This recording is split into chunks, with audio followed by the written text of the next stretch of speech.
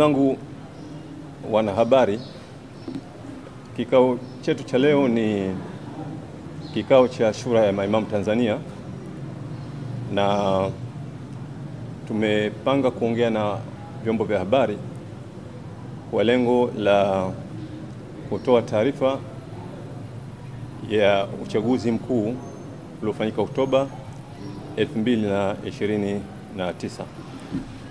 Shura ya Maimamu ni taasisi kongwe ya Kiislamu ambayo katika majukumu yake, moja ya majukumu yake ni kushughulika pia na masuala ya kisiasa hapa nchini, na imekuwa ikifanya au ikitekeleza majukumu hayo kwa muda mrefu.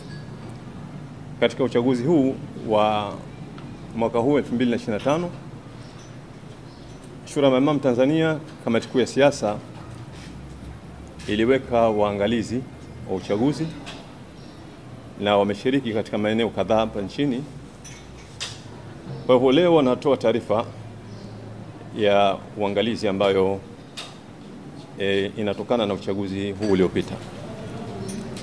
Taarifa yetu itagusia maeneo mbalimbali yanayohusiana na masuala ya kisiasa, hasa katika uchaguzi huu, na tutaeleza yale ambayo yaliyojiri katika maeneo mbalimbali ya kisiasa katika uchaguzi huu. Lakini hatimaye pia tutakuwa tuna tamko la Shura ya Maimamu kuhusiana na uchaguzi huu wa mwaka 2025. Eneo la kwanza ambalo tunazungumzia kile ambacho waangalizi walichoanza nacho kuangalia katika uchaguzi huu, kwa maana ile ya eneo kubwa la kisiasa. Kwanza kabisa ni swala la daftari la wapiga kura. Daftari la wapiga kura ni kitabu ambacho kinaorodhesha Watanzania ambao ndio hatimaye huwa wanafanya maamuzi ya kupatia watu uongozi wa nchi. Kwa mujibu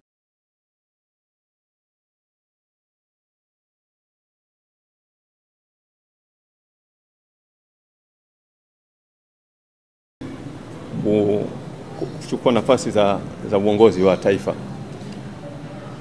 Kile ambacho tulichokiangalia au shura walichokiangalia katika chombo hiki muhimu, daftari la wapiga kura, ni swala zima la uboreshaji wa daftari la wapiga kura. Daftari hili kwa mujibu wa sheria linatakiwa lifanyiwe uboreshaji, yani kulipitia mara mbili kati ya kipindi cha uchaguzi mpaka uchaguzi mwingine. Na lengo kubwa la kupitia daftari la wapiga kura ni kuangalia mambo kama manne hivi kwa ajili ya kuboresha. Kwanza kabisa huwa ni kuongeza wapiga kura wapya, kwa sababu katika awamu iliyopita kuna watu umri wao ulikuwa mdogo, hawa wanaingizwa, na kuna wale ambao hawakujiandikisha katika uchaguzi uliopita na wanaongezwa pia. Kwa hivyo lengo la kuboresha ni kuongeza wapiga kura wapya. Lengo la pili ni kuondoa majina ya watu ambao wamefariki katika kipindi cha uchaguzi mpaka kipindi cha uchaguzi mwingine. Huwa kuna watu wengi sana wanakuwa wamefariki. Na lingine huwa ni kuondoa majina yaliyojirudia mara mbili. Hili ni moja katika matatizo ambayo yako katika daftari la wapiga kura. Na lingine huwa ni watu waliohama kutoka eneo moja kwenda eneo lingine. Mara nyingi imegundulika kwamba watu hawa huwa wanatambuliwa pale walipokuwa wanaishi, lakini kule wakohamia pia wanakuwa wanatambuliwa vile vile. Lakini lingine huwa ni majina hewa ambayo huwa yameingizwa katika daftari la kupiga kura. Kwa hivyo lengo la kupitia daftari la kupiga kura ni kuboresha daftari la kupiga kura ili waweze kuwepo wanakura halali na kwa idadi ile ambayo ni sawasawa kwa wale waliojiandikisha. Taarifa yetu inaonyesha kwamba daftari la kupiga kura upitiaji haukuwa mzuri na bado lina matatizo makubwa haya ambayo tuliyoeleza. Eneo la pili ambalo kama watu ambao tulishiriki kufanya uchunguzi ilikuwa ni swala la chaguzi za ndani ya vyama. Katika chaguzi za ndani ya vyama, demokrasi ilikuwa inatofautiana kati ya vyama. Katika vyama vidogo inaonekana angalau demokrasi ilikuwa kubwa katika chaguzi za wabunge, madiwani mpaka urais vile vile. lakini katika chama kikubwa, chama tawala, kulikuwa kuna tatizo kubwa, hasa katika nafasi ya mgombea urais, ambapo inaonekana kwamba kamati kuu ilibadilisha utaratibu wa katiba na matokeo yake ikawa hana mpinzani katika nafasi ile, na jambo ambalo lilileta mgogoro mkubwa sana. Lakini pia waliweza kubadilisha vifungu vya katiba ili kukidhi matakwa ya wakubwa, na yaliweza kubadilisha yale matokeo ya wapiga kura wao. Hili ni eneo ambalo linaonekana kwamba lilikuwa na matatizo, linatofautiana kati ya vyama na vyama. Eneo lingine ambalo tuliangalia ni swala la usajili wa mawakala. Hawa ni watu muhimu sana, lakini eneo hili pia tumegundua kwamba lina matatizo makubwa sana katika swala zima la uandikishaji wa mawakala, lakini swala la viapo, lakini swala vile vile la kutambuliwa mawakala pale ambapo wanapokwenda katika vituo vya kupiga kura. Lakini jambo lingine la msingi ambalo tulijaribu kuliangalia ni kampeni za uchaguzi. Kampeni za uchaguzi za mwaka huu zilikuwa sio bora sana, kwa sababu wananchi wengi inaonekana kwamba walikuwa morali wao wa kushiriki siasa ulikuwa umeshuka sana, kiasi kwamba ile mikutano ya kampeni ya vyama vyote haikupata ule msisimko mkubwa wala idadi kubwa ya watu. Chama tawala kwa sababu kilikusanya fedha nyingi sana, kwa sababu chenyewe kabla ya wakati wa kampeni walianza wachangisha fedha matajiri hela nyingi sana. Kwa hivyo kilikuwa chama ambacho kimeingia kwenye kampeni hali ilikuwa kiwa na fedha nyingi sana. Kwa sababu ya ule utajiri walikuwa nao, wao walilazimika kuitengeneza mikutano yao kwa kubeba wapiga kura. Na eneo mojawapo ambalo wamelitumia sana ni eneo la shule, wakichukua wanafunzi wengi kutoka katika mashule kwa magari kukodi na kuwapeleka kwenye mikutano ya kupiga siasa. Lakini vile vile hotuba katika kampeni hazikuwa na mvuto mkubwa sana, hasa katika hotuba za chama tawala, kwa sababu walikuwa hawana mambo mapya zaidi ya zile ahadi ambazo walizokuwa wamezitoa katika miaka ya nyuma, ambazo nyingi zilikuwa hazikutekelezeka. Lakini upande wa vyama vya upinzani, wao walifanya kampeni ya kuwatembelea, kampeni ya nyumba kwa nyumba ya kuwafikia wapiga kura, na huko walikutana na maswali mengi sana, walikutana na matatizo mengi ambayo waliyasikia kutoka kwa wapiga kura. Wengi walijaribu kulalamikia baadhi ya mambo ambayo miongoni mwa hayo ni yale ambayo ni majukumu ya serikali lakini wanapewa wao. Kwa mfano swala la kuzoa taka ambalo sasa hivi limefanywa kwamba ni jukumu la wananchi na wanatozwa fedha. Swala la ulinzi pia wananchi wanatozwa fedha vile vile, lakini walilalamikia ahadi nyingi ambazo zimetolewa kwa nyuma. Kwa mfano ahadi ya mama kujifungua bila kulipa malipo akiwa hospitali, lakini haitekelezeki. Matibabu kwa mtoto na mzee bila kulipa gharama halitekelezeki. Vile vile elimu kwa katika mazingira magumu sana. Kwa hivyo walipokea malalamiko mengi sana kutoka kwa wapiga kura. Kwa kifupi, kampeni zilikuwa na sura hiyo za kisiasa. Baada ya kampeni tuliingia kwenye swala la upigaji kura.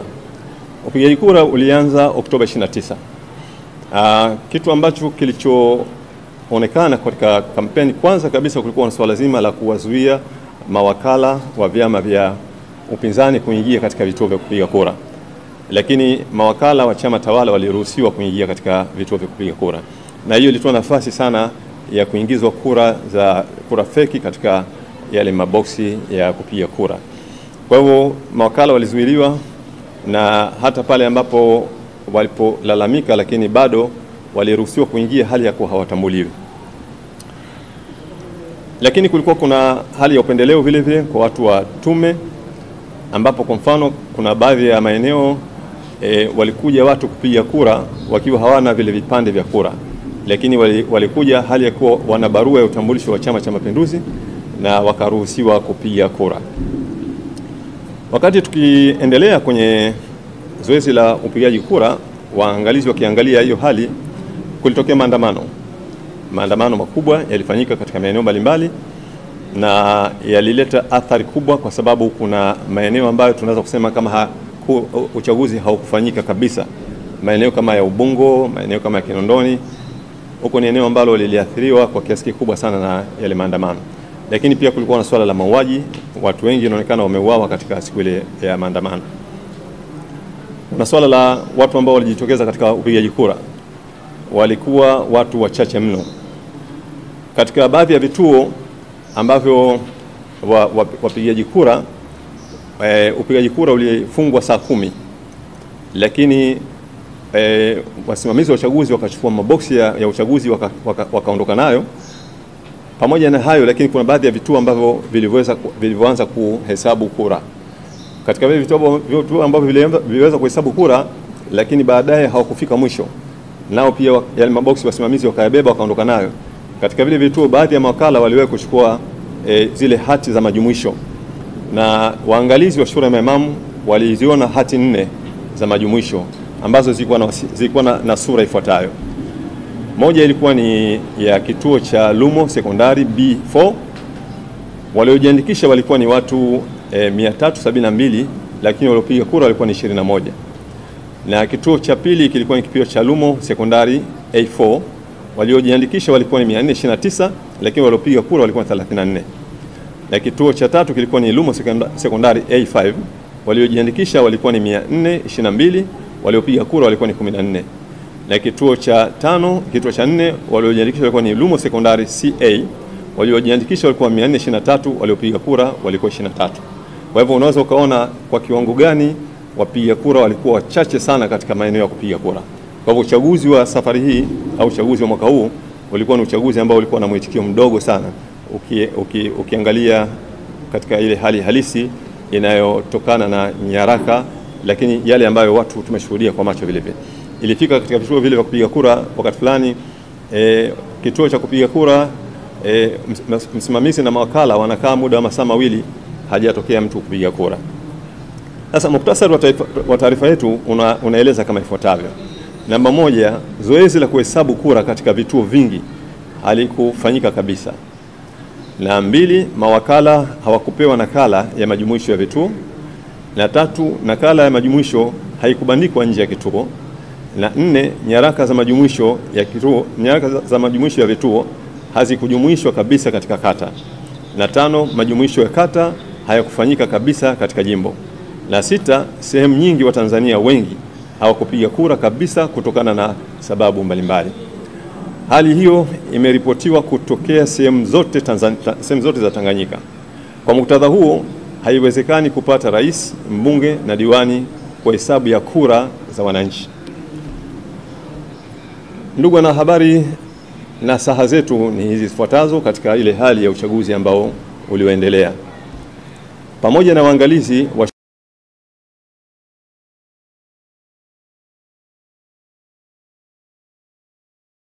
maendeleo kusini mwa Afrika SADC, Umoja wa Afrika AU na Umoja wa Ulaya EU, taarifa za waangalizi wote zimefanana, zimeshuhudia mambo mazito na makubwa. Miongoni mwa hayo ni haya yafuatayo: 1, kukandamizwa haki za wapiga kura; 2, uchaguzi usiofuata sheria; 3, mauaji ya raia wasiokuwa na hatia; 4, matokeo ya kupikwa kwa maana ya wizi wa kura. Shura ya Maimamu Tanzania kama baraza la kidini tunapaswa kuyasemea mambo hayo kwa mtazamo wa itifaki nzuri za kijamii, lakini kwa uzito wa pekee kwa mtazamo wa vitabu vitakatifu vya Qur'ani, Injili na vingine. Kwa maana hiyo tunalazimika kuangalia haya masuala ya wizi wa kura, mauaji yalitokea kwa mtazamo wa Qur'an, lakini Injili na vitabu vingine. Tunatazama haya mambo kwa mtazamo wa kidini kwa sababu ni muhimu zaidi katika dini. Vitabu vya dini ndio rejea muhimu sana katika maisha yetu. Tunaangalia kwanza swala la wizi wa kura. Wizi wa kura maana yake nini? Wizi wa kura maana yake ni A, ni kupiga kura zaidi ya mara moja; B, ni kubadilisha matokeo ya kura; na C, ni kununua kura kwa rushwa na mfano wa hayo; D, kuiba au kuharibu sanduku la kura kwa nia mbaya; na E, ni kutangaza matokeo ya uongo. Haya yote kwa mtazamo wa Uislamu ni khiana, ni uhaini na ghish, udanganyifu. Mwenyezi Mungu anasema katika Qur'ani Karim, wala msifanye hiana, uhaini kwa makusudi na nyinyi mnajua. Hii ni sura ya 8 aya 27. Hapa Qur'ani tukufu inakataza aina zote za hiana, iwe katika mali, madaraka au haki za watu. Wizi wa kura ni hiana kwa jamii na taifa kwa ujumla. Pia Allah subhanahu wa ta'ala anasema, na wala msiliane mali zenu kwa batil, wala msiwapelekee rushwa mahakimu ili mpate kula sehemu ya mali ya watu kwa dhambi. Haya ni maneno ya Mwenyezi Mungu katika sura pili, sura al-Baqara, aya 188. Aya hii inakataza rushwa, udanganyifu katika kupata mamlaka au faida ikiwemo ya kisiasa. Mtume Muhammad SAW anasema, atakayetudanganya sisi, atakayetudanganya si katika sisi. Imepokewa na Muslim hadithi hii. Hii ni hadithi ya wazi kwamba udanganyifu ikiwemo wizi wa kura ni kosa kubwa. Miongoni mwa madhara ya wizi wa kura, miongoni mwa madhara ya wizi ukiwemo wizi wa kura kwa mujibu wa Uislamu ni haya yafuatayo. Moja ni kuvunja amana, uaminifu ambao ni nguzo muhimu ya jamii bora yenye hatua ya maendeleo. Mbili, kuharibu uadilifu ambao ni msingi wa utawala bora. Tatu, kuleta fitna na chuki miongoni mwa watu. Nne, kuleta au kuimarisha tabaka la viongozi madhalim wasiokuwa na ridhaa ya wananchi, jambo ambalo ni kinyume na mtazamo wa Kiislamu. Muislamu sifa yake ni hii inafuatia hapa chini. Katika swala la uchaguzi ni kumpa ridhaa mtu mwadilifu na mwenye uwezo wa kutenda. Pia pili ni kuwapa ushirikiano watu, chama, taasisi wanaothamini utu na kuheshimu makubaliano. Na tatu, kuepuka kushiriki au kufaidika na udanganyifu. Nne, kusimama katika haki hata kama ni dhidi ya ndugu yako au chama chako. Allah subhanahu wa ta'ala anasema, enyi mlioamini, kuweni wasimamizi madhubuti kwa ajili ya Allah, mkitoa ushahidi kwa uadilifu, wala kuchukiana na watu kusiwapelekee kutofanya uadilifu. Hii ni aya ya 8 katika sura al-Maida, sura ya 5. Wizi wa kura ni dhambi kubwa katika Uislamu. Ni kitendo cha uhaini, udanganyifu na dhulma dhidi ya watu na taifa kwa ujumla. Muislamu anatakiwa kuwa mkweli, mwadilifu na mtetezi wa haki za binadamu zinapovunjwa na mtu yoyote yule. Tunazungumzia swala la mauaji katika Uislamu. Tulikuwa tunazungumzia swala la kura. Tumerejea Qur'an, tumerejea na hadithi za Mtume Muhammad sallallahu alaihi wasallam. Tunaangalia mauaji katika Uislamu unasemaje. Kumuua mtu asiye na hatia ni jambo linalochukuliwa kwa uzito mkubwa sana katika Uislamu. Qur'ani na hadithi za Mtume Muhammad sallallahu alaihi wasallam zimeweka wazi kwamba maisha ya mwanadamu ni matakatifu na hakuna mtu mwenye haki ya kuyatoa bila sababu halali za kisheria. Mwenyezi Mungu Subhanahu wa Ta'ala anasema, kwa sababu hiyo tuliwaandikia wana wa Israeli ya kwamba anayemuua mtu bila ya mtu huyo kuwa amemuua mtu mwingine au kufanya uharibifu katika nchi ni kama ameua watu wote, na mwenye kumuokoa mtu na mauti ni kama ameokoa watu wote. Hii ni aya ya 32 katika sura 5, sura al-Maida. Aya hii inaonyesha ukubwa wa dhambi ya kumuua mtu asiye na hatia. Mwenyezi Mungu anasema ukifanya hivyo ni sawa na kuangamiza ubinadamu wote. Allah Subhanahu wa Ta'ala pia anasema, wala msiue nafsi ile ambayo Mwenyezi Mungu amekataza isiuawe isipokuwa kwa haki, na aliyeuliwa kwa dhulma tumempa mrithi wake mamlaka, lakini asipite mipaka katika kuua. Hakika yeye yuko katika msaada. Sura 17 aya 33. Aya hii inasisitiza kwamba mauaji ni haramu isipokuwa kwa sababu za haki kama zilivyowekwa na sharia, mfano adhabu ya kifo kwa muuaji. Mtume sallallahu alaihi wasallam anasema, kuangamia kwa dunia nzima ni jambo dogo mbele ya Mwenyezi Mungu kuliko kumwaga damu bila haki.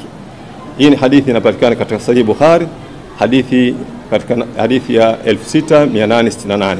Mtume sallallahu alaihi wasallam pia anasema, muumini atabaki katika wigo wa dini yake isipokuwa pale tu atakapomwaga damu bila haki. Hii ni hadithi ya 3987. Hii inaonyesha damu ya mtu ni jambo tukufu sana. Kumuua asiye na hatia kuna haribu imani ya mtu na kunahesabika miongoni mwa madhambi makubwa zaidi. Mtazamo wa Kiislamu unajadidisha kuwa uhai ni haki ya Mwenyezi Mungu. Mwanadamu si mwenye mamlaka ya kutoa au kuondoa uhai bila idhini yake. Mauaji yasiyo ya haki ni miongoni mwa madhambi 7 makubwa yaliyotajwa na Mtume Muhammad SAW katika hadithi ya 2766. Katika Uislamu, damu ya mwanadamu, iwe Muislamu au asiyo Muislamu, anaishi kwa amani, inalindwa katika Uislamu. Mtume sallallahu alaihi wasallam anasema, atakayemuua mtu aliye chini ya ulinzi, mtu huyo hataisikia harufu ya pepo. Sahihi Bukhari, hadithi ya 3166. Kumuua mtu asiye na hatia ni dhambi kubwa mno katika Uislamu. Ni kuvunja moja ya haki kuu alizopewa mwanadamu na Mwenyezi Mungu, haki ya uhai. Hizo ni nasaha zetu kwa mujibu wa Qur'ani na mafundisho ya Mtume Muhammad sallallahu alaihi wasallam katika maeneo hayo ya uwizi wa kura na katika maeneo hayo ya mauaji. Tamko letu katika sherehe za kuapishwa Rais Samia Suluhu Hassan tarehe 3 mwezi 11 2025, amekiri kutokea mauaji ya raia katika uchaguzi mkuu wa Tanzania mwaka huu. Viongozi wa kanisa Tanzania wamekiri kufanyika mauaji hayo. Waislamu wenye macho, ulul albab Tanzania, pia wamekiri kufanyika mauaji hayo. Vile vile waangalizi wa uchaguzi wa Jumuiya ya Maendeleo Kusini mwa Afrika SADC, Umoja wa Afrika AU na Umoja wa Ulaya EU wamekiri kutokea mauaji ya raia katika uchaguzi huo.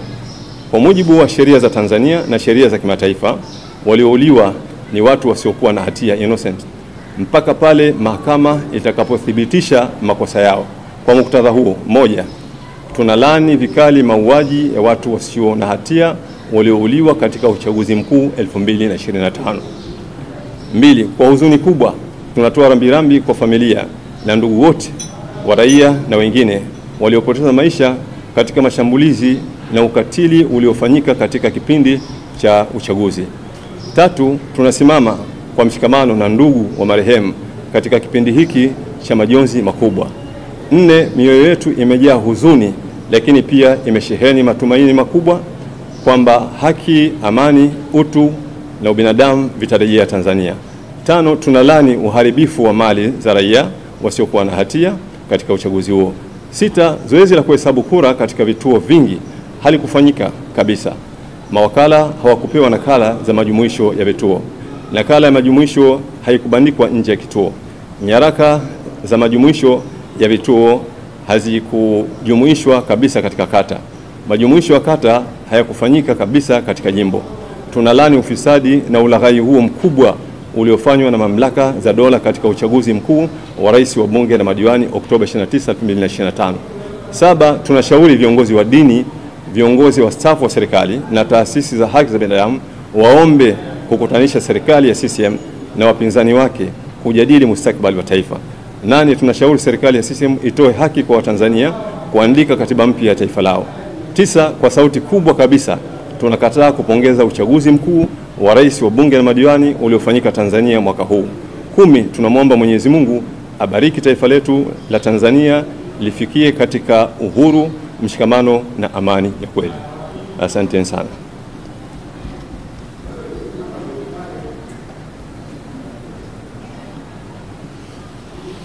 Ndugu wanahabari,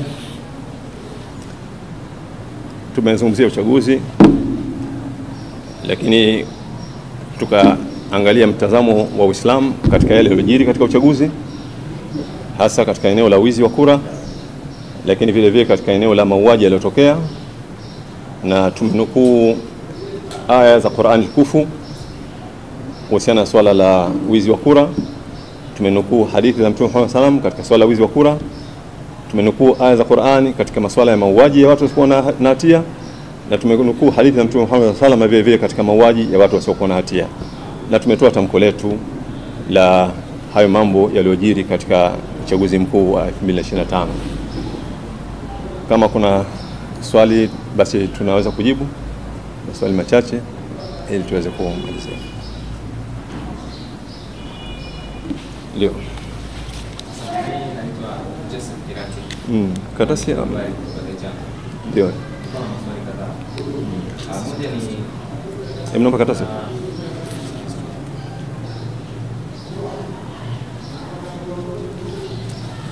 Ndio. Na kwanza ni kuna taarifa yao inaonyesha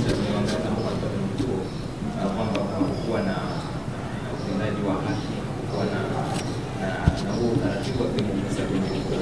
Lakini pia kwenye taarifa za SADC zilionyesha kwamba baadhi ya waangalizi wao walipata kashikashi, wengine walinyang'anywa simu zao, wakaambiwa wafute simu, wafute picha kwenye simu zao. Vipi kuhusu waangalizi wa shura ya maimamu? Wamesikia changamoto yoyote ya kibinadamu kama kuharasiwa na jeshi la polisi na usalama?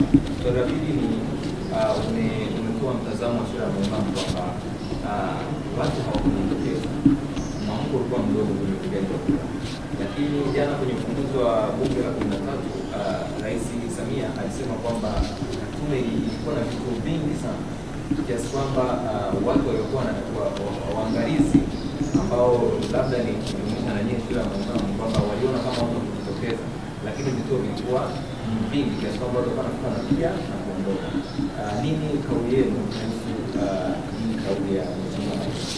Na swali la nne ni kwamba makosa hizo wamezungumza wakawa waliunga mkono ushindi wa serikali iliyoko madarakani na wakapongeza na kutoa msisitizo kwamba amani kwanza inatangulia, halafu haki inafuata. Nini msimamo wa shura ya maimamu? Sawa. Nafikiri jambo la kwanza mwangalizi wa shura ya maimamu pia walipata matatizo. Walipata matatizo maeneo mawili, maeneo matatu. Kwanza walikuwa wanasumbuliwa sana katika vituo wanapotaka kufuatilizia habari, hasa pale ambapo inapojitokeza yale matukio ya uhalifu wa wazi. Wanapokwenda pale kutaka kujua habari walikuwa wanakataza, kwa sababu umejitokeza uhalifu mwingi sana. Kuna watu walikuwa wanakwenda kupiga kura pale ambao hawastahili kupiga kura, na wengine walikuwa wanaonekana wamevaa sare za waangalizi waangalizi wa uchaguzi, watu wa tume, ikiwa na kupiga kura pale. Sasa unapotokea ule uhalifu wa kura zinapokamatwa, wakienda pale walikuwa wanasukumwa, wanafanywa fujo. Lakini la pili, kunyang'anywa simu. Wamewahi kunyang'anywa simu na zikafutwa picha.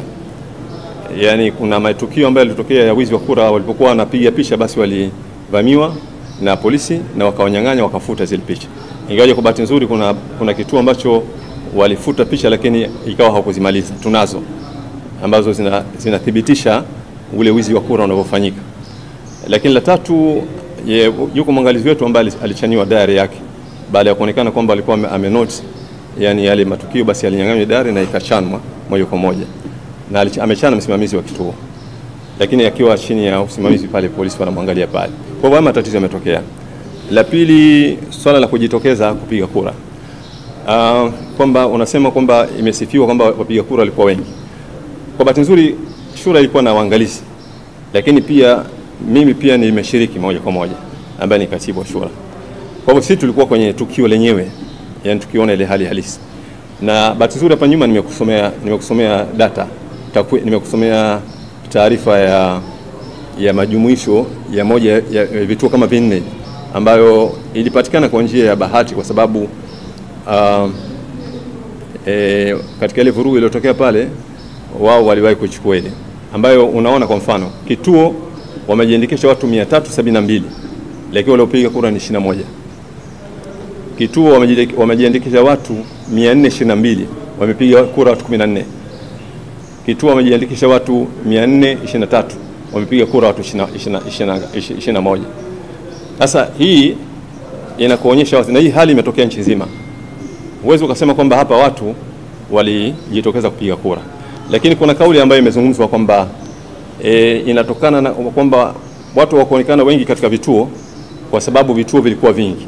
Kauli hii iko hivi, uchambuzi wake labda pengine ni jambo ambalo haliingia kilini kwamba hiyo sababu itakuwa sawa, kwa sababu kwa kawaida kila kituo huwa kina wapiga kura walioandikishwa kama tunavyoona hapa, wanakuwa ni 400. Kwa hivyo wale wapiga kura 400 ndio hao wanatakiwa kwenda kwenye kile kituo. Ongezeko la vituo halimaanishi kwamba vile vituo sasa walihamishwa wale wapiga kura, yani baada ya kuongeza vituo vipya alafu ikawa sasa wanatolewa kwenye vile vituo vyao wanahamishiwa kwenye vile vipya. Haikuwa hivyo. Maana kama kuna vituo vipya ina maana kwamba vingekuwa vinawapiga kura wapya. Vile vilikuwa na wapiga kura wake wangebaki vile vile. Ndio hao tunawasoma hapa. Kwa hivyo ina maana kwamba katika hivi vituo walipaswa kuwepo watu 372 lakini baada ya kuwepo watu 372 walikuwepo watu 21. Ndio halisia. Kwa hivyo hata kama vituo vingeongezeka, kule kuongezeka havihamishi wale wapiga kura walioandikishwa katika kituo husika, wale wanabaki vile vile. Kwa hiyo tutaraji kwenye vile vituo tuone watu wamebakia vile vile wanne, hata kama tutakuwa vimeongezeka vituo vingine vipi, ambapo katika uhalisia hivi vituo ndio tunaona hivi sasa. Yani kuna kituo watu wamejalisha watu 14 kutoka watu 422 waliojiandikisha wamekwenda watu 14. Unaweza kaangalia ni kwa kiwango gani. Kwa hivyo taarifa hiyo ni taarifa ya kisiasa mno, na hii kwangu mimi ni ya kweli kabisa, kwa sababu mimi nilikuwa kule field kwenye jambo lenyewe, na hii ni data ambayo ninakupa ya nyaraka moja kwa moja ambayo unaweza kupima ukajua kama kuna ukweli kiasi gani. Kwa hivyo sio kweli kwamba eti kuongezeka kwa vituo ndio kulikopelekea watu waonekane wachache. Vituo vikiongezeka, vile vituo vya zamani vinabaki na idadi yake ya wapiga kura wale wale. Walitakiwa wale waonekane pale kwenye kile kituo. Kama ni 600 basi wanatakiwa waonekane 600, lakini hawakuonekana. La pili, tume ilikuwa na vituo, ndio hiyo nimejibu. Watu hawakujitokeza kwa wengi, ndio hiyo nimejibu. La BAKWATA nafikiri la mwisho, kwamba BAKWATA wamepongeza. Nafikiri BAKWATA ni BAKWATA, na wao pengine inawezekana wakawa na vigezo vyao vya kupongeza na kuonyesha ule uhalali, lakini sisi vigezo vyetu sisi ni utafiti. Sisi vigezo vyetu ni utafiti, na ni utafiti ambao tunauona ni wa kweli. Lakini sisi tulikuwa kabisa kule kwenye eneo la wapiga kura, tulikuwa na waangalizi wa uchaguzi katika upigaji kura. Sisi hatutoi taarifa ya maneno tu, hatutoi taarifa ya watu mmekaa mahala penu afu mnasema. Sisi tunatoa taarifa ya utafiti. Tumepeleka, na shura tunafanya hivi miaka yote, huwa tunapeleka waangalizi katika uchaguzi wa kura, wa upigaji kura, na tunatoa taarifa na tunaipeleka mahala, na inasaidia umma, inasaidia hata vyombo vile vya serikali, kwa sababu inakuwa ni taarifa ya uangalizi. Watu mmekwenda kuangalia hali ya uchaguzi ilikwendaje. Kwa hivyo sisi taarifa yetu ni taarifa ya utafiti, tulipeleka watu field, tulipeleka watu kule kwenye tukio lenyewe. Kwa hivyo hiyo taarifa ya BAKWATA si wamepata wapi, watajua wao wenyewe. Sisi haituhusu. Sisi taarifa yetu kimsingi ni taarifa inatokana na ukweli. Taarifa ambayo inatokana na ukweli. Ukweli unatokana na utafiti, na matokeo ni haya tunazungumza. Kwa hivyo hiyo ya BAKWATA nafikiri ni taarifa inahusu BAKWATA wenyewe na wale ambao ni wafuasi wa BAKWATA. Nafikiri sisi hiyo sisi tunafuata taarifa ambayo ni ya ukweli. Naam. Sawa.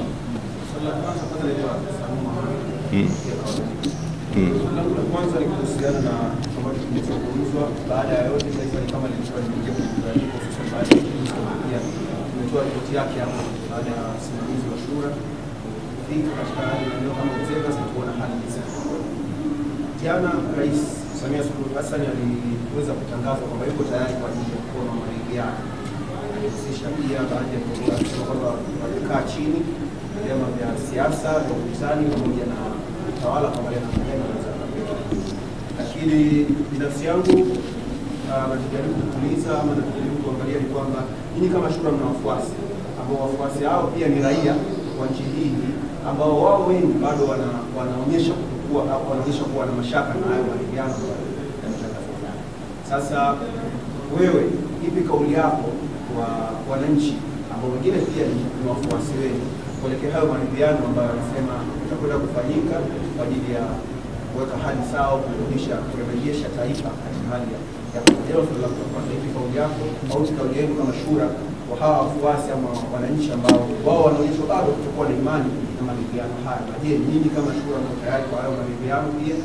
Hilo ni la kwanza. La pili, umezungumza pia hapa kwamba BAKWATA wana msimamo wao na nyinyi kama shura pia na msimamo wenu na mtazamo kwenye katika Uislamu. Sasa kutofautiana kimitazamo pengine hususan katika kipindi kama hichi, hii haiwezi kuathiri kwa namna moja ama nyingine, hususan katika kipindi ambacho tunakwenda kuridhiana. Maanisha sasa Waislamu ambao ni BAKWATA pamoja na shura ambao sasa wanaonekana kukinzana na kutofautiana kimitazamo, haiwezi kuwa na athari zozote, hususan katika kuleta taifa pamoja ili kuweza kupata hali ya kilimo. Sawa.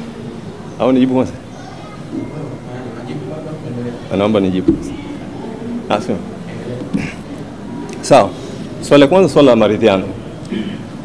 Kwanza sisi tumeonyesha kwenye tamko letu, sisi tumependekeza hivi kwamba watokee watu viongozi wa dini na wastaafu wa serikali, wale waadilifu, watu wa haki za binadamu, waombe pande mbili, serikali na wale wapinzani wake wakutane.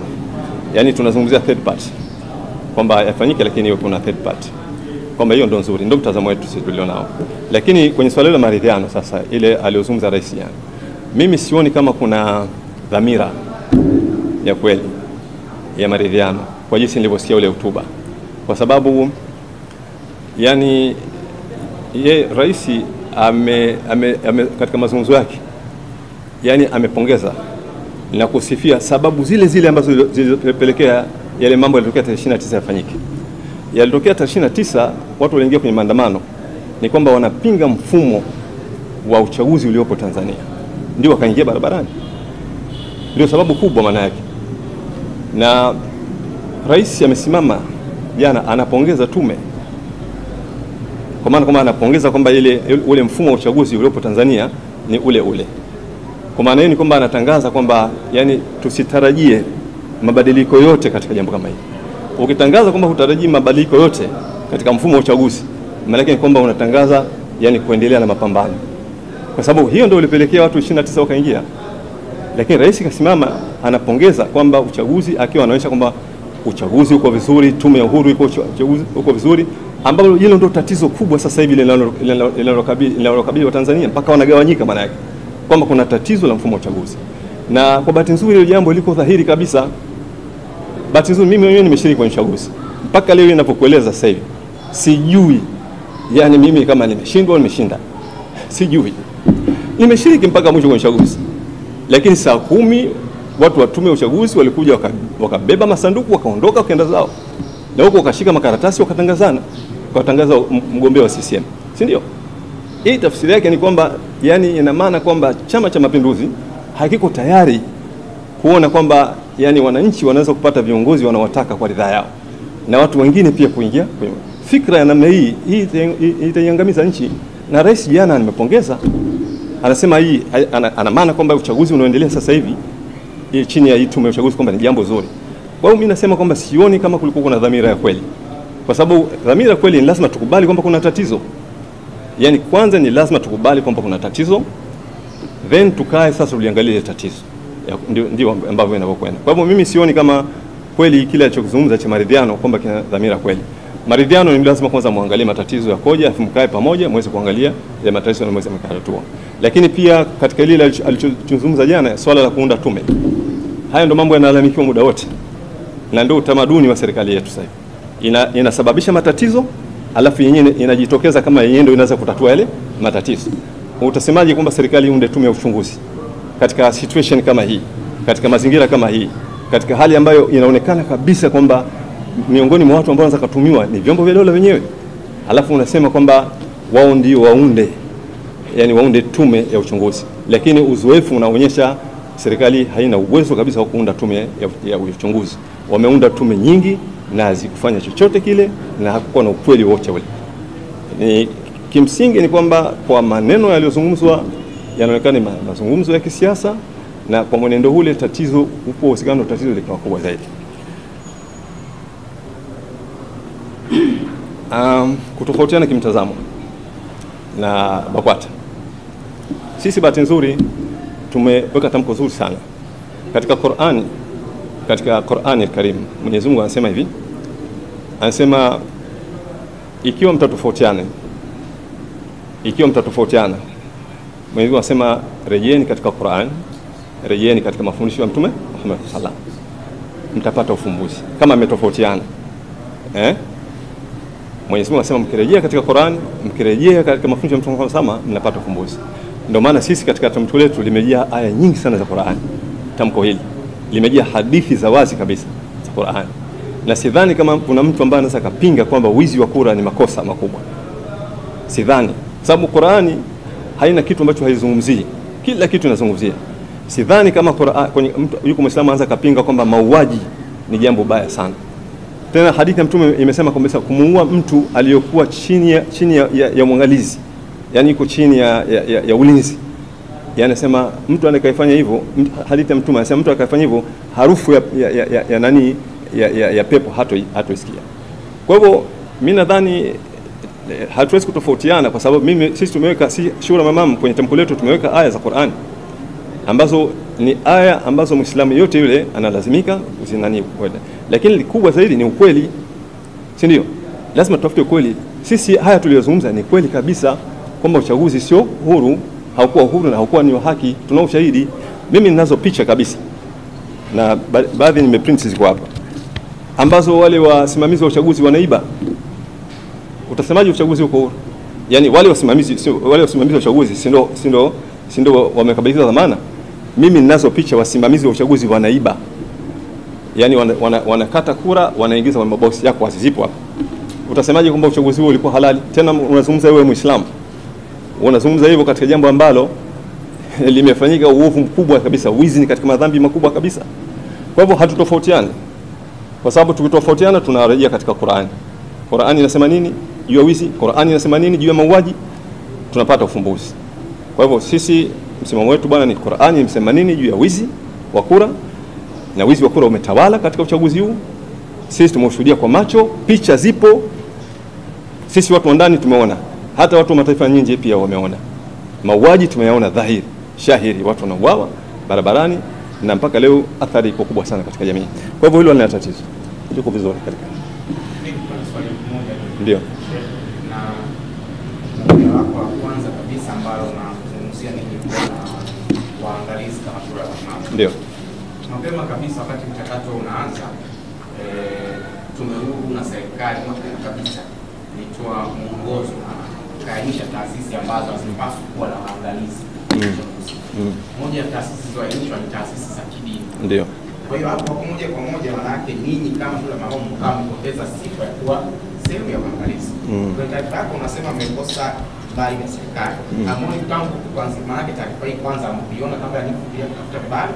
Lakini jambo la pili umeeleza kuhusu kwa kweli changamoto walizozipata kwenda Amoni kwanza, jambo la kwanza lina hapa tu ina maana yake changamoto inaonekana kwa sababu wamekwenda pale wanaonekana kama watu ambao sio wapiga kura, labda kuhusika, sio maafisa wanaotakiwa na nini, na wamekwenda kwa sababu sio waangalizi kwa utaratibu, maana yake wao sio waangalizi wa uchaguzi kwa sababu hawana hiyo sifa ya kuwa waangalizi.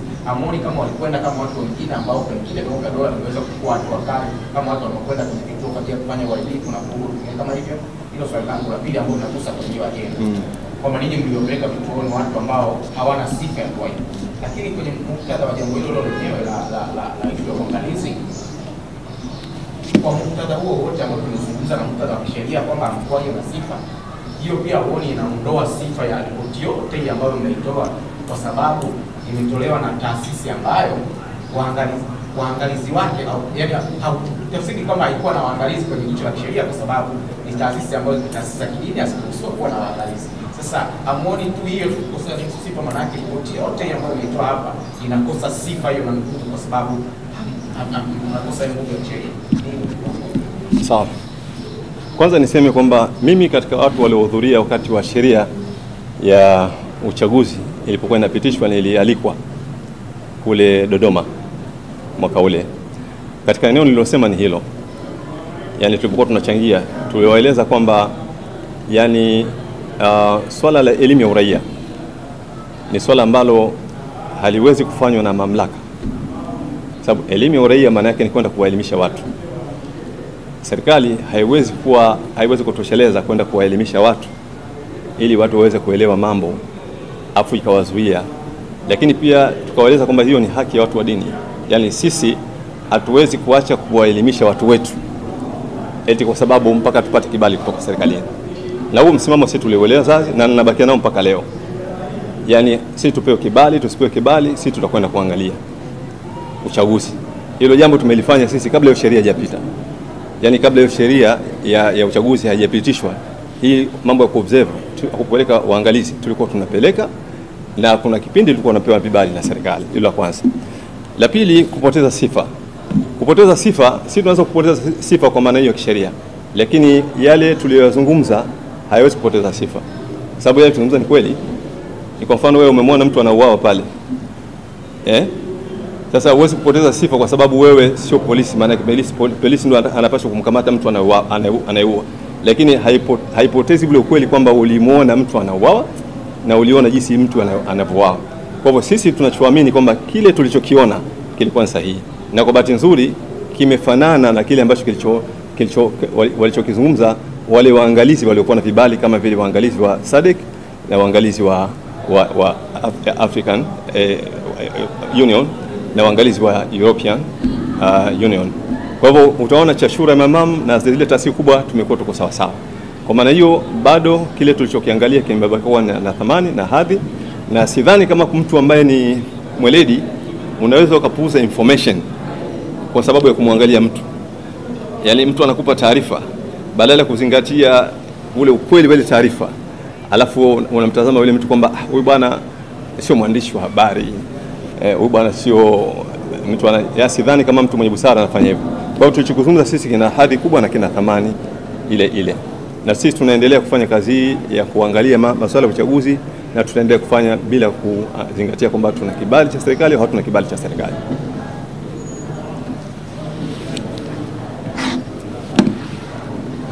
Naam.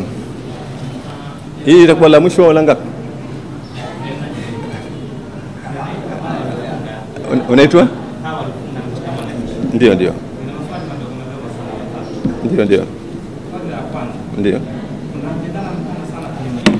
Ndio.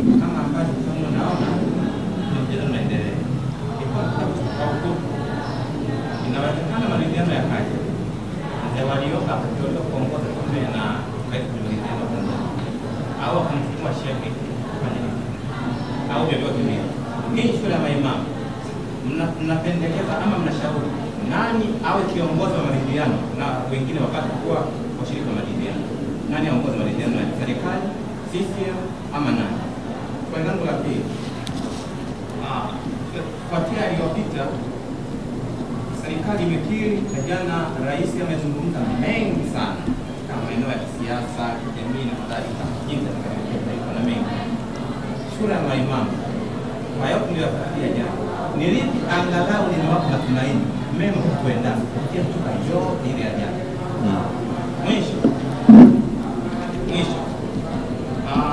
serikali ya rais jana imetangaza msamaha kwa vijana 100 wanaoshikiliwa katika mbalimbali vya polisi kuhusiana na yaliyotokea kwa 29. Lakini huko kwenye jamii kuna baadhi ya watu wanaona msamaha ule hautoshi, kwani kuna watu wameharibiwa vibaya mali zao, kuna watu wameachwa na ulemavu wa kudumu wakiwa hawakushiriki kule kama ambavyo wamesema kwa wapewe msamaha, lakini pia kuna watu wamefiwa na wapendwa wao mpaka leo hawajapata msamaha. Je, ninyi mkoleni mikoja tunafurahia na kuunga mkono ule msamaha ama mngependekeza pia kwenda zaidi kufikia makundi kama haya? Asante sana. Kwanza ni nani tungependa aongoze maridhiano? Sisi tumeeleza mlindani, tumeeleza kwa ujumla kwamba sisi tungependa sana yani third party iwe ni watu itokee ni viongozi wa dini, viongozi wa stafu wa serikali ambao tunaamini kwamba ni watu wenye heshima zao na kadhalika, na taasisi za dini, taasisi za haki za binadamu. Sasa mchakato utakuwaje, hilo ni swala lingine, lakini dhana yetu sisi ni hiyo, na sisi tulikuwa tunafurahia sana kama wangechukuliwa hawa watu wa ndani. Ingekuwa ni jambo bora zaidi kuliko ni kuanza kuwafikiria watu wa nje. Yani sisi tungefikiria kwamba tunao hapa nchini, tunao viongozi wa dini wenye heshima, tunao viongozi wa stafu wenye heshima, tunazo taasisi za haki za binadamu, kwamba hizi tuzipe nafasi ziweze kusimama kuleta kuangalia tatizo likoje katika jambo kama hili. Yani ina maana kwamba hizi taasisi au muundo huu ndio utengeneze ajenda ya vikao. Kwa hivyo si mtazamo wetu ni huo, na tumeueleza kwenye tamko letu. La pili, lipi tunaloamini kwamba ni jambo zuri?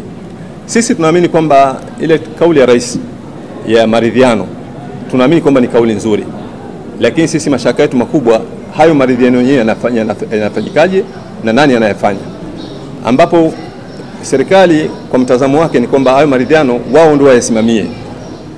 Ile dhana ya maridhiano ni kitu kizuri, lakini kwa mchakato upi? Sio mchakato huu wa kwamba serikali wao ndio wasimamia ile maridhiano. Hilo ndio ambalo tunaona kama ni zuri, lakini tunahitaji kuweka vizuri zaidi. Alafu kuna msamaha aliotoa rais. Katika swala la msamaha niseme kwamba sisi kwanza tunasikitika sana, kwa sababu rais ametoa rambirambi juu ya watu waliouawa.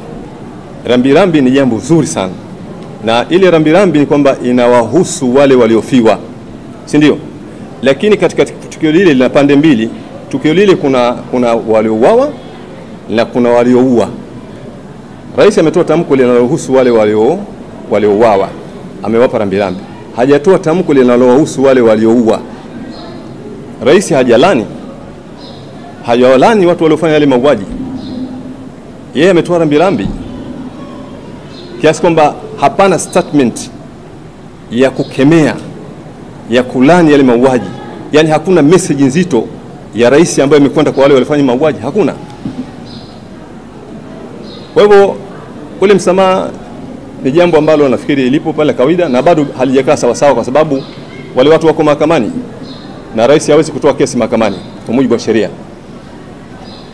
Rais anaweza kumsamehe mtu ambaye amefungwa, lakini hawezi kumsamehe mtu ambaye yuko mahakamani. Ni kesi nyingine, maana hata tujui utekelezaji wake unakuwaje katika wale watu. Kwa hiyo kimsingi ni kwamba sisi tumeyaona haya na msimamo wetu ni huo katika swala hili la maridhiano, swala hili la uchaguzi na mauaji yaliyotokea Oktoba 29 mwaka huu. Nitumie fursa hii kuwashukuru sana ndugu zangu wanahabari kwa kuja katika kikao hiki, na naamini kwamba mtatumia fursa zenu kuweza kuhabarisha Watanzania juu ya mtazamo wa Shura ya Maimamu katika uchaguzi huu, lakini vile vile mauaji yaliyotokea hapa nchini kwetu Tanzania. Asanteni sana.